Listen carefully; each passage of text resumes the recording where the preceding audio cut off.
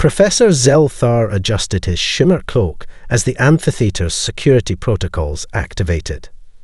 Holographic warnings pulsed across the entrance. Classified material, senior cadets only. The veteran xenohistorian watched his students settle, a kaleidoscope of species from across the Galactic Confederation. Their exoskeletons, scales, and sensory appendages twitched with anticipation. Today, his voice resonated through translators adapted to 17 different auditory systems. We discussed the only species unanimously banned from galactic warfare. The room temperature dropped as the central projection materialized, a blue-green planet orbiting an unremarkable yellow star. Earth, home to humans. A species contacted nearly 80 cycles ago and restricted from military participation for 73 of those cycles. Zelthar's 4 eyes blinked in sequence. This lecture has been authorized because you, as future commanders, must understand why the mere suggestion of lifting this ban causes planetary defense systems to activate automatically. A cadet from the crystalline NAR collective raised a refraction lime. Professor, surely no single species could warrant such measures. Zelthar's skin darkened, the equivalent of a grim smile. That, young one, is precisely what the Confederation believed, until we witnessed humanity at war. The professor moved closer to the holographic display, his auxiliary tentacles manipulating the controls with practiced precision. Images of the first contact procedures filled the air, Confederation envoys meeting human representatives in carefully controlled environments. Initial contact followed standard protocols. The humans appeared grateful for our intervention. The Vex Corps had already begun probing their outer system defenses. Zelthar displayed intercepted Vex Corps communications. The Vex Corps assessment of humans matched our own. Adequate potential foot soldiers, nothing more. The hologram shifted to show human military formations training alongside Confederation forces. The size difference was striking. Most Confederation warriors towered over their human counterparts. Integration proceeded rapidly. Humans learned our standardized combat doctrines, though some instructors noted their persistent questions about tactical flexibility. Zelthar highlighted training reports with his primary digit. Several notations here about humans suggesting alternative approaches that were dismissed as inefficient. A Morrigan cadet's gill slits flared with confusion.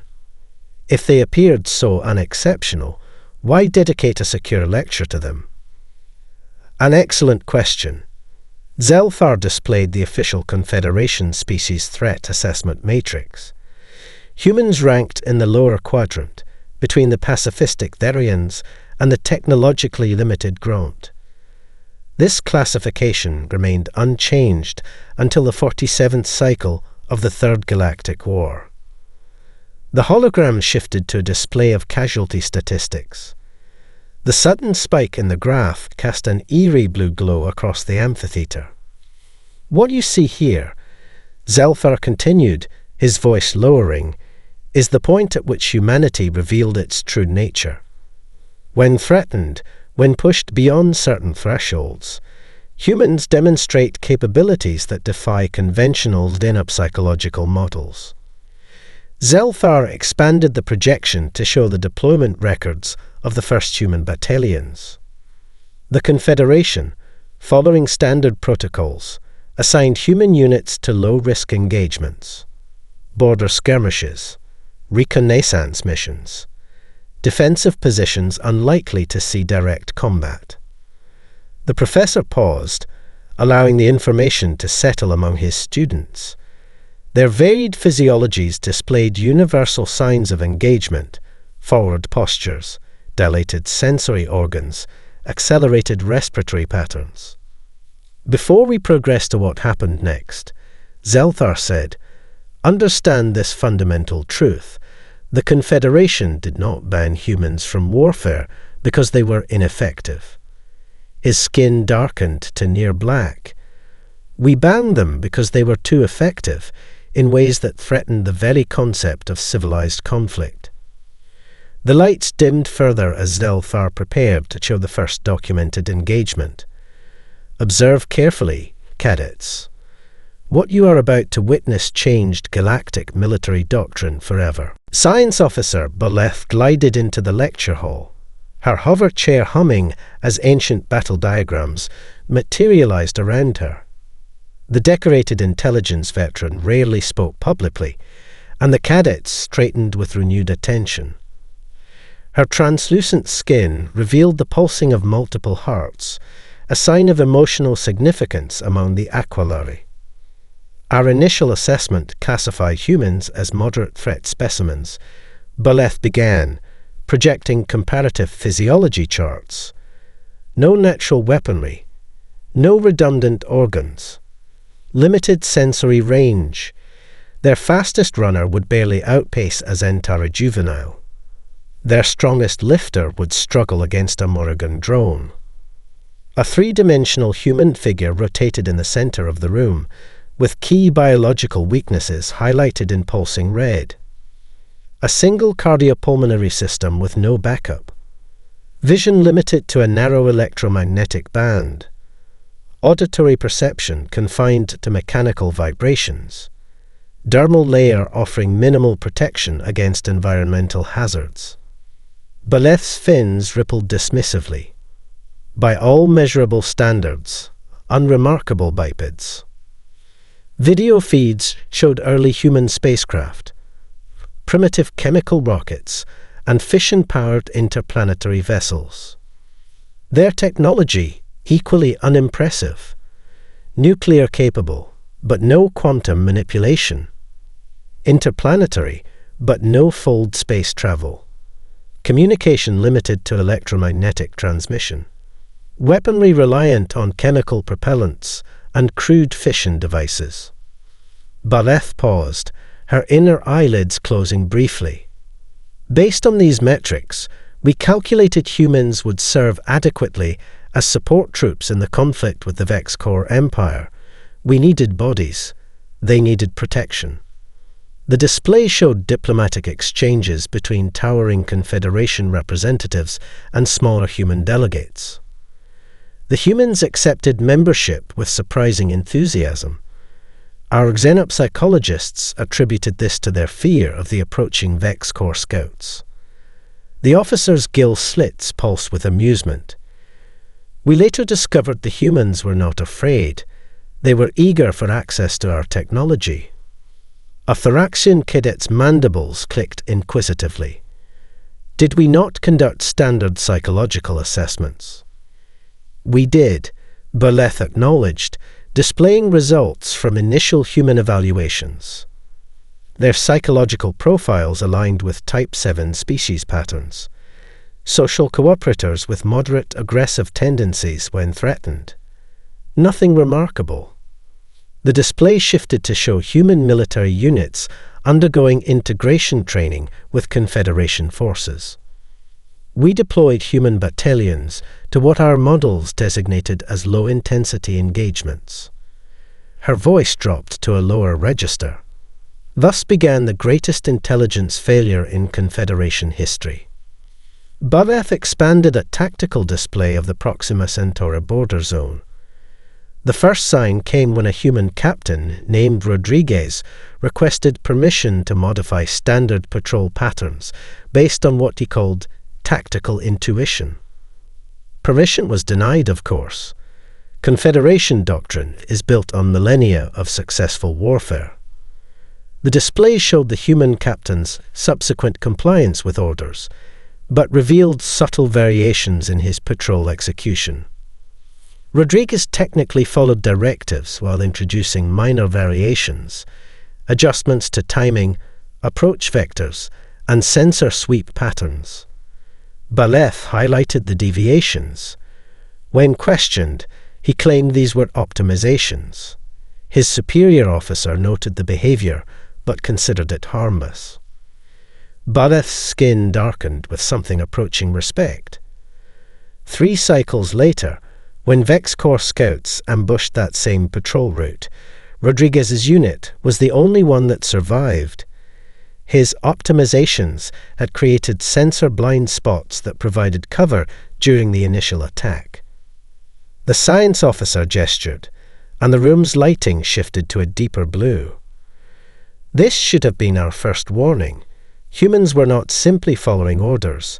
They were constantly testing boundaries, looking for weaknesses, and preparing for worst-case scenarios, even in peacetime. Baleth's fins extended fully, a sign of emphasis among her kind. No other Confederation species dedicates mental resources to hypothetical dangers during periods of safety. Her hover chair drifted closer to the students, but we missed the significance. We attributed their survival to coincidence rather than recognizing the pattern. And so we continued our catastrophic underestimation of human nature. Professor Zelthar activated a three-dimensional battle simulation. A small human fleet appeared, 12 vessels against 37 Vex Corps scouts near an asteroid field. The projection cast undulating shadows across the amphitheater, the miniature ships gleaming like predatory fish in a darkened sea. Standard doctrine dictated a fighting retreat, minimal engagement, signal for reinforcements. Zelthar manipulated the projection with a fluid gesture. The humans ignored all tactical advisories. The simulation showed human ships diving into the asteroid field. Cadets leaned forward as the vessels disappeared from sensors, only to emerge behind Vex Corps formations. Mining charges, reproposed as weapons, detonated in calculated sequences, creating chain reactions through the enemy fleet. Their commander, Captain Elena Vasquez, submitted this justification for her actions. Zelthar displayed an official report. Note her terminology. Tactical necessity required creative interpretation of standard protocols. Creative interpretation. The professor's secondary eyes narrowed.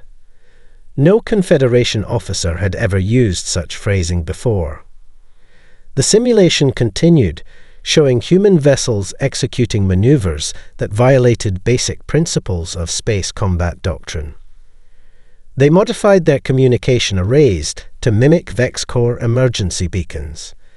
Zelthar continued as the simulation showed confused enemy ships responding to false distress calls. They altered their engine signatures to register as friendly vessels. They used mining equipment to transform asteroids into kinetic weapons. Amerindian cadets' sensory frills extended in confusion. These tactics should have been ineffective. The Vex Corps have superior technology in numbers. Precisely. Zelthar highlighted the Vex Corps command vessel. The Vex Corps expected adherence to established protocols. They had no contingency for an enemy that would discard centuries of proven doctrine for improvisation. The rearmost human ship in the simulation suddenly veered away from formation, accelerating directly toward the Vex Corps command vessel.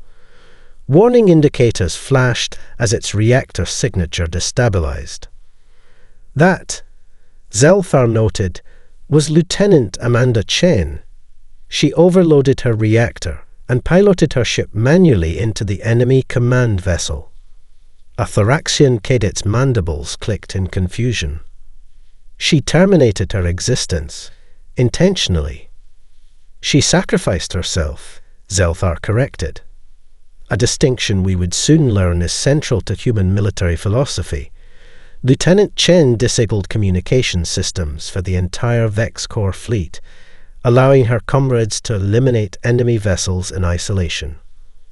The simulation ended with the Vex Corps retreat. Several remaining human vessels showed severe damage, but the tactical display indicated clear victory. Confederation Command noted the incident, Zelthar said, but attributed it to lucky improvisation. We assumed no species would deliberately employ such costly tactics repeatedly. The professor's outer skin flushed dark. We were wrong. Zelthar advanced the simulation timeline. Over the next 17 engagements, human commanders consistently demonstrated this pattern. They ignored standard protocols when tactical advantage could be gained. They repurposed non-military equipment for combat applications. They employed deception on levels previously considered dishonorable among Confederation forces. The room's atmospheric processors adjusted as several students released stress pheromones. Most concerning was their casualty response pattern. Zelthar displayed comparative battle statistics. Most species showed decreasing combat effectiveness as unit casualties increase. Natural self-preservation instincts activate. Retreat becomes the priority. The human statistics formed an anomalous line on the chart. Human units maintained or increased effectiveness despite significant losses. Post-battle interviews revealed a phenomenon they called fighting for their fallen comrades. Their drive to engage intensified rather than diminished. A civilian observer raised a neural tendril. Professor, this suggests irrational behavior. Surely such units would eventually self-destruct through attrition. A reasonable assessment, Zelthar acknowledged. Yet human units consistently achieved objectives despite casualty rates other species would find unacceptable. They called it getting the job done, no matter the cost. The professor's chromatophores pulsed with warning colors. After the Proxima Centauri engagement, Confederation intelligence recommended reclassifying humans from support troops to specialized shock units. We believed we had discovered an exploitable quirk in human psychology. Zelthar's voice lowered to a resonant hum. We had not. We had merely glimpsed the surface of something our analysts could not comprehend: humanity at war. The lights dimmed further as Zelthar accessed restricted archives. Atmospheric scrubbers hummed to life, processing the stress pheromones released by several cadets. The professor entered a complex security sequence, his auxiliary tentacles moving with practiced precision across the holographic interface. Observe the Battle of Epsilon Eridani. This footage required special dispensation from the Security Council. An authentication beam scanned his retinal patterns before the secure files unlocked. The hologram expanded to show a massive Vex-core battle group surrounding a vital Confederation outpost. 36 capital ships with support craft, an overwhelming force by any standard. A significantly smaller human fleet approached, just 11 vessels. The humans were outgunned 3-1. Standing doctrine would have justified immediate surrender to preserve lives and negotiate prisoner exchange. Zelthar manipulated the controls, pausing the simulation. Admiral Jackson Way assumed command after the original Confederation commander requested extraction, citing impossible odds. The simulation resumed, showing Way's fleet adopting an unusual formation, seemingly exposing vulnerabilities while concealing several smaller craft in sensor shadows. Instead of retreat, Way transmitted this message to the outpost. The recording played through the chamber's audio system. Hold position. We're coming in hot. Prepare for atmospheric combat protocols. A fraction cadet's eye stalks retracted in confusion. Atmospheric combat? In space? Precisely the confusion they intended to create, Zelthar noted. The Vex Corps intercepted this deliberately plain text transmission and prepared for standard atmospheric insertion tactics, which made no sense in a space engagement. The simulation audio activated, filling the chamber with haunting sounds, wailing cries that made several cadets recoil. The humans broadcast recordings of Vex Corps hatchlings in distress across all frequencies, Zelthar explained. They discovered this triggered ancestral protective responses that disrupted VexCore command chains. The simulation showed human ships with strange symbols painted on their hulls.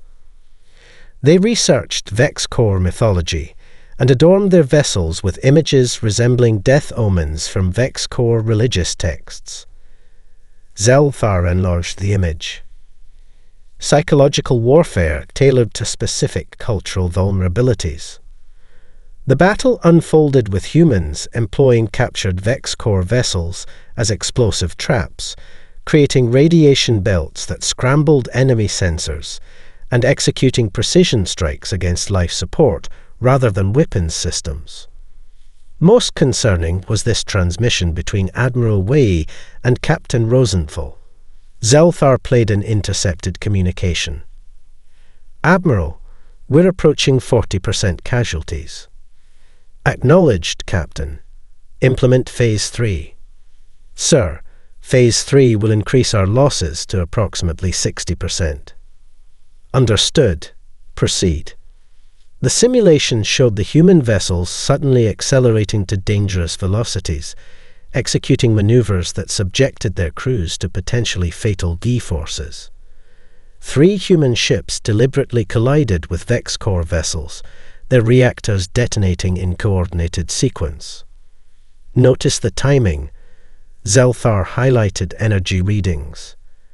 The human ship's shields were reconfigured to channel the blast wave towards specific targets. Even in death, they maintained tactical discipline. The room fell silent as the simulation showed human forces adopting increasingly aggressive maneuvers, sacrificing ships to create openings, and ultimately obliterating the entire VexCore fleet. The outpost remained intact, though 7 of 11 human vessels were destroyed. No Confederation species would accept such losses, Zelthar said quietly. Yet the humans celebrated this as a victory. The professor advanced to post-battle statistics. Admiral Wei received their highest military honor for this engagement. The citation praised his willingness to pay any price to achieve the mission objective. Their own historical records are filled with similar commendations, celebrating commanders who sustained massive casualties while completing objectives. A Meridian student's resonance chambers vibrated with distress. This violates fundamental principles of warfare. Conflict resolution must balance objective value against preservation of force. Precisely. Zelthar's skin darkened to near black. Humans apply a different calculus. They value mission success above survival. In their military doctrine, death is an acceptable cost, sometimes even a necessary one. The professor closed the simulation with a deliberate gesture. After Epsilon Eridani, Confederation High Command recognized we were dealing with something unprecedented and dangerous, not merely to our enemies, but to the very concept of sustainable warfare. A new hologram appeared, a human military document with sections highlighted. The classification markers pulsed with warning colors, indicating material restricted to the highest security clearances. Several students shifted uncomfortably as their implanted security protocols activated, recording their exposure to the information. After Epsilon Eridani, Confederation intelligence infiltrated human military databases, Zelthar explained. We discovered this. The Darwin Protocol. The document expanded, showing psychological assessments, combat statistics, and evolutionary theories. Translations appeared alongside the human text, with stenobiological annotations. Humans have evolved through constant warfare against themselves and their environment, Zelthar translated. Unlike every other sentient species we've encountered, humans become more effective as their situation deteriorates. Graphs appeared, showing comparative performance metrics across species under increasing casualty rates. Multicolored lines representing different Confederation species all followed similar downward trajectories as losses mounted. Every known spacefaring civilization demonstrates decreased combat effectiveness as losses mount. Fear triggers self-preservation, retreat, surrender. Zelthar highlighted the anomalous line on the chart, a red line that curved upward instead of down. Humans demonstrate the opposite response. Their combat effectiveness increases proportionally with their desperation. Science Officer Boleth glided forward, her hover chair emitting a soft hum. Our neurological analysis revealed something extraordinary. Fear, which inhibits cognitive function in most species, often enhances human creativity and reaction time. She displayed human brain scans during combat simulations. Their neurochemistry shows increased production of compounds they call adrenaline and cortisol during threat scenarios. Rather than impairing decision-making, these compounds appear to accelerate neural processing and improve reaction time. The officer activated neural recordings from captured battle footage. Observe this human squad leader during the Procyon engagement. His heart rate exceeds 150 beats per minute. Blood oxygen saturation drops to concerning levels. Yet his tactical decision-making actually improves, becoming more creative and decisive. Boleth's skin rippled with disturbed chromatophores. We analysed hundreds of human conflicts from their history. They call it backs against the wall phenomenon. When facing extinction, they innovate with remarkable speed. They accept casualties that would cause any rational species to surrender. The display showed statistics from Confederation engagements. Human units with 70% losses consistently outperformed fresh units from other species. They developed technologies in weeks that our scientists estimated would require decades. A Medusan Kidit's tendrils contracted with distress. How could the Confederation not foresee this? Because, Boleth answered, no sane species evolves to become more dangerous when nearly extinct. It defies evolutionary logic. Yet humans develop precisely this trait through millennia of constant warfare against themselves. Professor Zelthar resumed control of the presentation. The Darwin Protocol formalized this understanding within human military doctrine. It established escalating response levels based on threat assessment and acceptable loss ratios. He displayed an excerpt from the document. Phase 3 activation authorized when mission criticality exceeds unit preservation priority. Commanders may implement extreme tactical variants when standard approaches prove insufficient. Zelthar's primary eyes fixed on the students. Extreme tactical variants. A bureaucratic phrase concealing a terrifying reality. When conventional tactics fail, humans abandon all constraints. No action is unthinkable. No sacrifice too great. A fraction students' breathing tubes constricted with anxiety. Surely there must be limits to this behavior. Some line they will not cross. An excellent question. Zelthar displayed another graph, this one showing escalation thresholds across various conflicts. Humans establish ethical boundaries during peacetime. Rules of engagement, prohibited weapons, treatment of prisoners. But these boundaries erode precisely when they would be most needed, when survival is threatened. The professor's skin darkened to a deep indigo. Their own historical archives document this pattern repeatedly. Conflicts begin with mutual limitations, then escalate to unthinkable extremes as desperation grows. Their most destructive weapons were always deployed when defeat seemed imminent. Zelthar closed the Darwin Protocol display with a solemn gesture. The Confederation Military Council concluded that human combat psychology represented an uncontrollable variable in galactic warfare. But this understanding came too late to prevent the incident that would forever change our relationship with humanity. Professor Zelthar's movements became measured as the projection changed to a star system with 7 planets. The secure data stream required additional authentication, his biometric signature pulsing as the system verified his clearance level. What I show you now is restricted information classified under Confederation Security Protocol 9 Alpha. The amphitheater's environmental systems sealed, creating a temporary security bubble around the lecture hall. Witness the incident that led to humanity's ban from warfare. The display showed a Vex-Core armada approaching human colonies near Tau Ceti. 47 capital ships with support craft, the largest fleet deployment in that sector's history. The Vex-Core, frustrated by human resistance, targeted civilian settlements.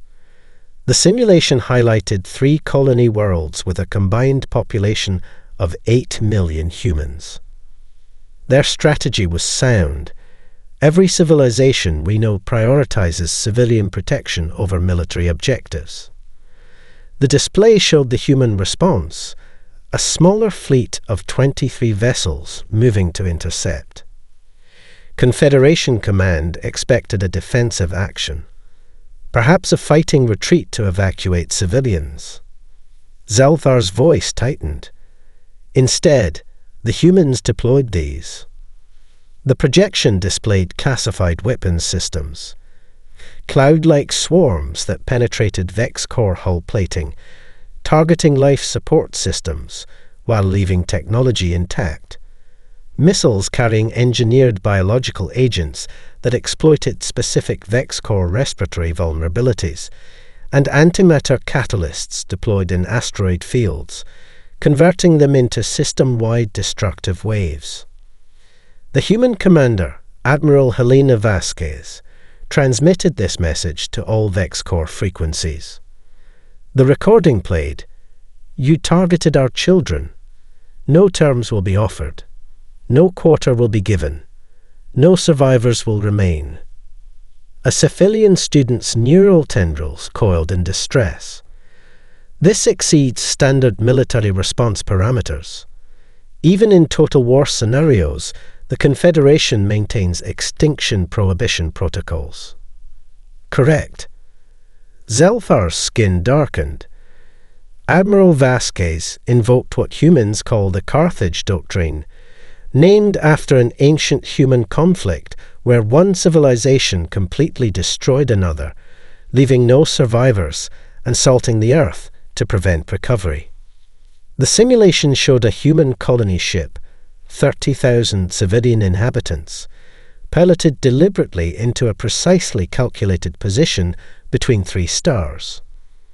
The humans detonated experimental gravity manipulation devices, creating an artificial singularity. The projection demonstrated the resulting collapse that trapped the Vex-Core flagship and High Command in an inescapable gravity well. They sacrificed an entire colony to ensure complete enemy destruction. Baleth interjected, our hover chair advancing. We later discovered the colony ship contained volunteers, civilians who chose to sacrifice themselves when informed of the tactical opportunity their position would create. The aftermath statistics appeared: total Vex-Core defeat, extinction of the entire Zetan subspecies of the Vex-Core, no survivors. The simulation showed the human fleet broadcasting a simple message to all remaining Vex-Core territories. We will respond in kind to any future aggression against civilian targets. But most alarming, Zelthar continued, were the recovered human strategic documents. They were already developing more extreme measures for subsequent engagements. Their military philosophers spoke of escalation dominance, ensuring that no matter how far an enemy might go, humans could and would go further. The professor displayed theoretical weapons designs recovered from human military research facilities, targeted genetic viruses that could eliminate specific Vex-Core lineages while leaving related subspecies intact. Nanite swarms programmed to disassemble enemy technology at the molecular level, and gravity weapons capable of destabilizing planetary cores. The Zetan extinction was not the result of battle fury or momentary vengeance, Zelthar explained. It was calculated, deliberate, a demonstration of capability and will. He closed the simulation with a solemn gesture. Confederation xenopsychologists identified what they termed the humanity threshold, the point at which human ethical constraints collapse in the face of perceived existential threats. Once this threshold is crossed, humans appear capable of actions that other sentient species would find unthinkable, even in desperation. A Vorlon cadet's respiratory sacs inflated with distress. "Professor, if humans would sacrifice their own kind so readily, what prevents them from employing these methods against the Confederation itself?" "Nothing but their own choice," Zelthar answered quietly, which is precisely why the emergency session was called. The hologram shifted to the Confederation Grand Chamber. Hundreds of species gathered in emergency session. The timestamp showed just 3 days after Tau Ceti. The vast circular hall displayed representatives from all 127 member species, their environmental pods arranged in concentric rings. For the first time in Confederation history, species that had never established diplomatic relations converged, Zelthar explained. Traditional enemies sat together. Ancient rivals shared information feeds. The emergency session lasted 64 continuous hours without recess. The recording showed representatives reviewing human battle footage, their physiological distress evident across diverse biologies. Trembling appendages, chromatophore fluctuations, pheromone releases that required emergency ventilation adjustments. Notice the Morrigan and Thraxian delegations. Baleth pointed to species that had fought 17 wars against each other. They collaborated on the initial risk assessment. Species with no shared language developed translation protocols in hours, rather than the standard diplomatic timeline of months. The Council's central hub displayed casualty projections based on escalating conflict scenarios with human forces. The numbers pulsed in alarming red, climbing exponentially with each hypothetical engagement. A recording of the Drelk ambassador's address played, translated through the classroom systems. Humans do not wage war as we understand it. They do not recognize proportional response. They do not acknowledge acceptable losses. They do not stop. Given sufficient provocation, they will destroy everything, including themselves, to achieve victory. They are not a weapon we can control. The Meridian representative rose next, her crystalline form catching the chamber's light. "We have encountered predator species before. We have faced hive minds and conquest-driven empires. But humans represent something unprecedented, a species whose response to threat is not merely to fight, but to fundamentally change the nature of warfare itself." The vote tally appeared. Unanimous agreement to immediately remove humans from all combat roles. Most telling, Zelthar highlighted a communication intercept. Was this message from the Vex Corps High Command to their Emperor? "We face an enemy that does not fear death, that becomes more dangerous when wounded, and that will exterminate us without hesitation if we continue. We recommend immediate withdrawal from all territories within 300 light-years of human space." The simulation showed the unprecedented retreat of Vex Corps forces, establishing a buffer zone no Vex Corps ship would enter.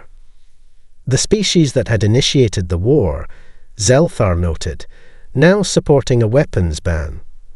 There is no more definitive acknowledgement of fear in galactic politics. The recording advanced to show the human delegation entering the council chamber.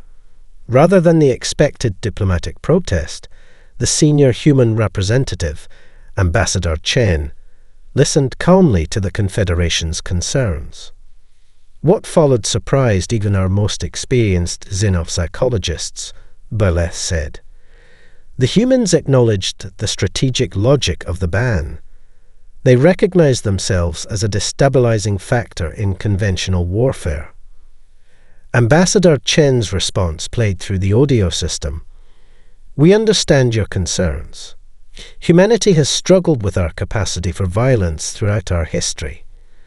Perhaps this restriction will help us channel our intensity toward more constructive purposes. The recording showed the negotiation of terms.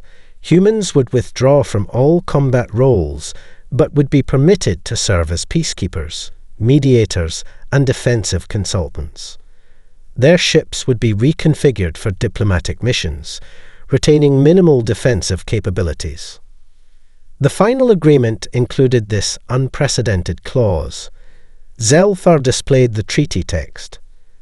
Any aggressive action against human territory or civilian populations would result in immediate suspension of the combat restriction. The humans called it a doomsday provision, invoking an ancient weapon concept designed to ensure mutual restraint. A Vorlon student's respiratory sacs inflated with confusion. The humans relinquished their military capabilities, yet simultaneously ensured their security through the threat of their potential return to warfare. Yes, Zelthar confirmed. They created peace through the galaxy's unanimous fear of what they might do if provoked. As their ancient military philosopher Sun Tzu wrote, the supreme art of war is to subdue the enemy without fighting. Professor Zelthar's final projection showed the current galactic map. Human diplomatic vessels, distinctive blue-green hulls with no visible weapons, patrolled disputed borders throughout Confederation space. Their paths created a web of influence extending far beyond Earth's solar system. The compromise reached with humanity proved elegant, Zelthar explained. Humans would serve as peacekeepers, diplomats, and defensive consultants. In exchange, the Confederation would guarantee Earth's safety and provide advanced technologies. The display highlighted 17 former conflict zones, now designated as stable territories. Each showed the date of human mediator arrival and subsequent peace declaration, often separated by mere days. No ship from any species has ever fired upon a human diplomatic vessel, Zelthar noted. The incident at Deneb Prime illustrates why. The simulation showed a Krell destroyer approaching a human mediator ship near contested space. The Krell vessel locked weapons but did not fire. Within hours, 13 unmarked ships appeared in nearby systems, vessels with hull configurations matching known human military designs, but officially registered as observatory platforms. No communication was exchanged, Berleth explained. No threats were made. The Krell commander simply reconsidered. The destroyer withdrew, and the 13 vessels disappeared. A Fraxian cadet's mandibles clicked inquisitively. Were they actually armed? Unknown, Zelthar answered. No scan penetrated their hulls. No confirmation of weapons exists. But the possibility alone was sufficient. The Krell Empire formally apologized the following day and requested human mediation in their border dispute. The display shifted to show humanity's technological development since the ban. The curve rose at an angle that caused several students to emit involuntary stress sounds. Without dedicating resources to warfare, human innovation accelerated dramatically, Berleth explained.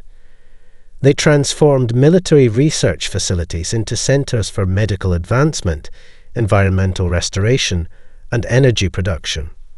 Their scientists, freed from weapons development, created technologies that benefited the entire Confederation. Data streams showed the results. Diseases cured, Planets terraformed, energy crisis resolved. The professor highlighted several innovations originally conceived for military applications, now repurposed for healing and creation. The mere threat of removing the warfare ban has prevented 3 potential galactic wars, Zelthar continued. When the Morrigan Fraction conflict threatened to escalate 7 cycles ago, a single human diplomatic vessel positioned itself at the border. Both sides recalled their fleets within hours. The professor advanced the display to show statistical trends since the ban. Human advancement surpassed all xenosociological predictions. Their worlds prosper. Their colonies thrive. They explore and create with the same intensity they once applied to warfare. A Voron cadet raised a sensory stalk. Professor, if humans are so dangerous, why maintain any relationship with them? Zelthar shut down the projection. An excellent question. The answer is simple, because the only thing more dangerous than having humans as allies is having them as enemies. He gestured toward historical records. Humanity found something they value more than war, peace on their terms, guaranteed by our fear of what they might do if that peace were threatened. They achieved through restriction what they could never have won through combat, galactic stability with themselves at the center. The professor's skin shifted to formal presentation colors. Remember this lesson well. The most dangerous species in the galaxy looks remarkably harmless. They have no claws, no natural armor, no exceptional senses. But they have something far more deadly. They have humanity. As the lecture ended, the cadets departed in thoughtful silence. Many glanced toward the back row, where a human exchange student had been sitting quietly throughout the presentation. Lieutenant Sophia Chen, Earth Diplomatic Corps, closed her notebook and smiled politely at the nervous glances. Professor, she called as the amphitheater emptied, an insightful lecture, though I might suggest one correction for your records. Zelthar approached cautiously. Yes, Lieutenant. Those 13 vessels at Deneb Prime. Our smile remained pleasant, professional. There were actually 27. The others were simply better hidden. Chen nodded respectfully and exited the hall, leaving the professor staring after her, his chromatophores flickering with what his species knew as evolutionary dread.